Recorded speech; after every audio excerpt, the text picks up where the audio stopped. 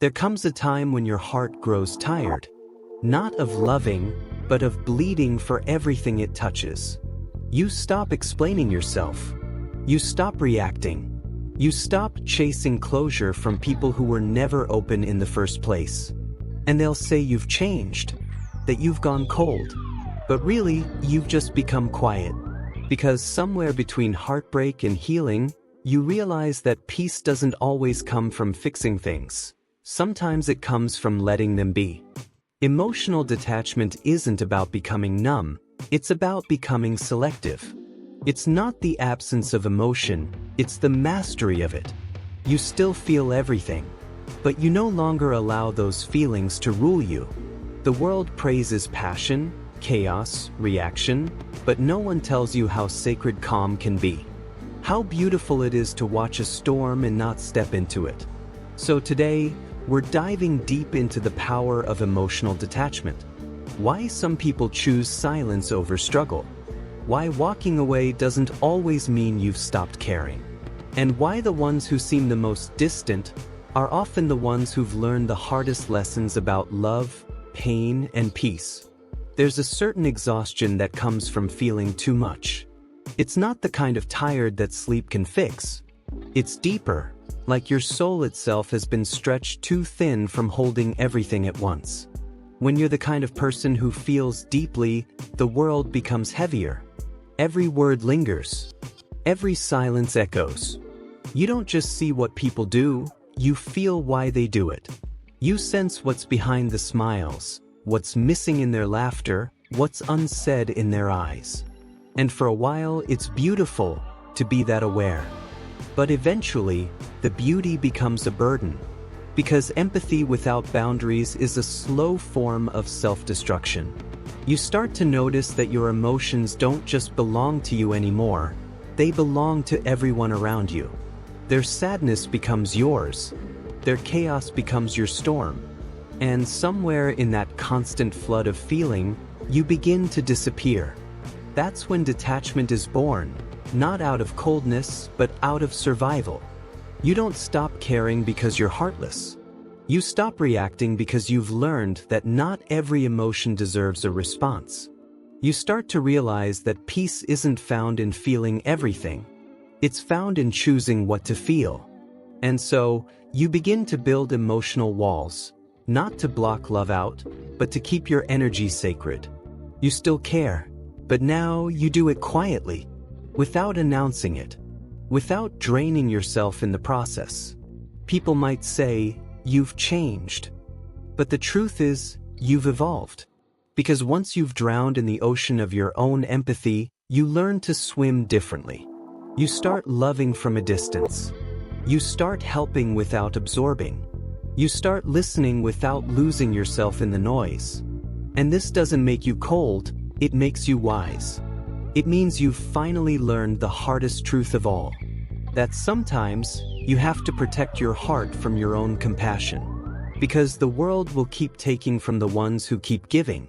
And if you don't learn to step back, to feel less when you felt too much, you'll lose the quiet parts of yourself that make you whole. So no, emotional detachment isn't weakness. It's wisdom born from wounds. It's the art of knowing when to hold on, and when to let go before you break. There's a kind of calm that doesn't come from meditation, music, or mantras. It comes from exhaustion. From years of caring too deeply about things and people that never cared back the same way.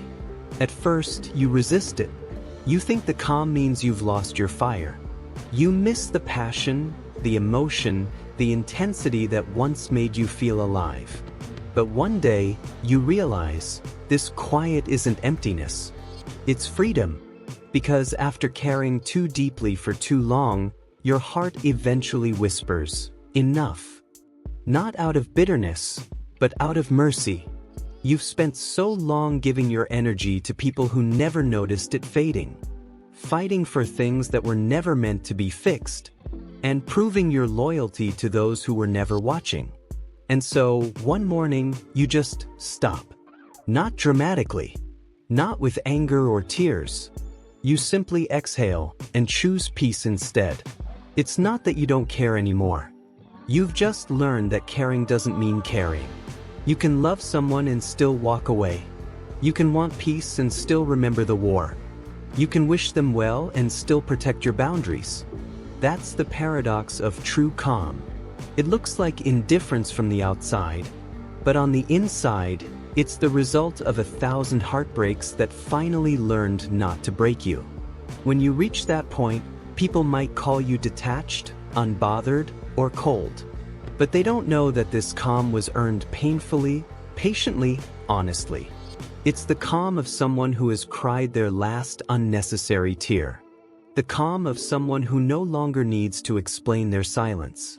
The calm of someone who has realized that sometimes closure is just peace, without answers.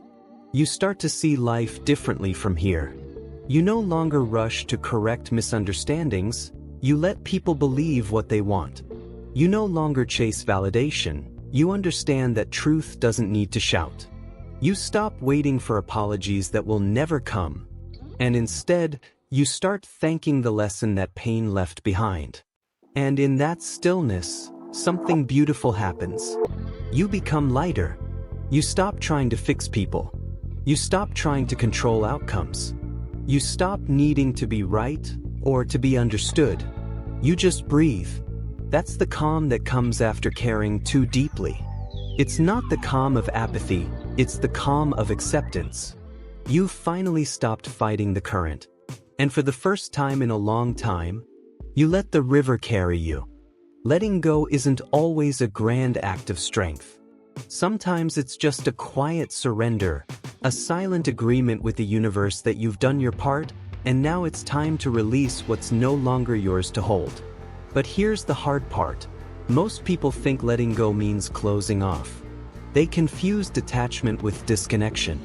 They start to believe that to protect your peace, you must shut your heart. But that's not true. You can let go and still love. You can detach and still care. You can move on without turning into someone unrecognizable. True detachment isn't about shutting down your emotions. It's about refining them. It's learning how to love with open hands, not clenched fists. It's realizing that your worth isn't measured by how tightly you can hold something that's already trying to leave. When you learn that, life becomes softer. You start to understand that people are temporary visitors, not possessions. That experiences are meant to shape you, not cage you. And that sometimes, the most loving thing you can do for someone, or for yourself, is to let go with grace, not resentment. Because holding on doesn't keep things alive, it only suffocates them. And shutting down doesn't protect your heart, it only buries it. So you learn to find balance. You learn how to love from a place of peace, not fear. You learn how to walk away without bitterness.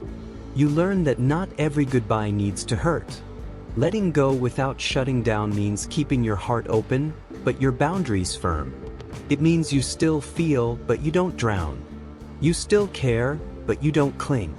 You still believe in love, even after it has broken you. And yes, sometimes that hurts more.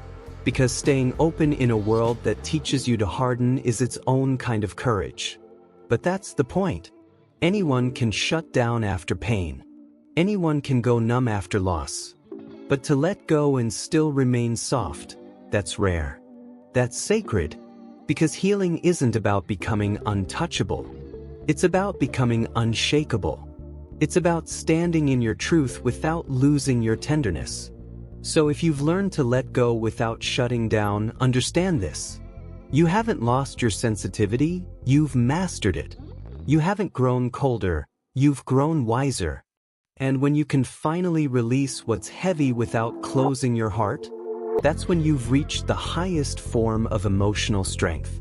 Because in a world obsessed with holding on, you've learned the art of graceful release.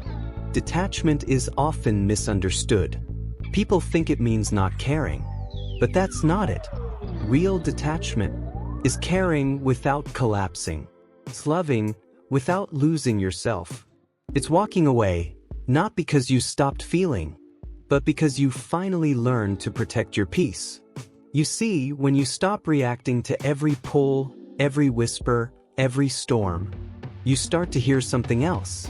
Your own voice. And maybe that's what detachment truly is. Not silence, but clarity. Not coldness, but control. Not weakness, but wisdom. I used to think being unbothered meant not caring at all. But now I know, it's the highest form of strength. It means you've mastered the art of letting things pass through you, without letting them poison your mind. You still feel, deeply, even painfully. You just don't cling anymore. Because not every battle deserves your energy. Not every person deserves your access. And not every emotion deserves to be entertained. That's not cold. That's growth.